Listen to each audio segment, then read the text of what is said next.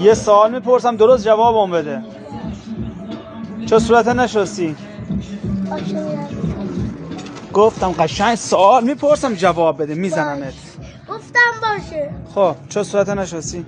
بشون. کی رفتی همون؟ همین دلیل پیش. تو 10 پیش رفتی همون صورتت هم نشستی؟ خب چرا دروغ میگی؟ جواب منو بده فقط. دروغ نمیگم. اما دروغ بده، دروغ دشمن خدا هسته ها. خب باشه یه دفعه دیگه دروغ. قسم بخور. یه دفعه دیگه تو رو بی ناموسون بذار بدم. تو قسم بخور که دروغ نمیگی. ید ناموسون بذار بدم. شورم بیاد. اعصابت خورد امروز؟ ها. چرا خب؟ یه پسری درد شد بهمون فوش داد. بهت گفت چی؟ هرون رادو کنار.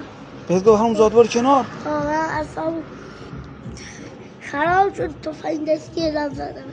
آیا تا با سنگ میزنی تو سرش؟ زدم اصلا سرش دست کرد فقط کمیسی چکر فوش ناموسی نداد؟ داد. بگو من دادم. نه تو با تربیت باش، تو بی ادب نباش.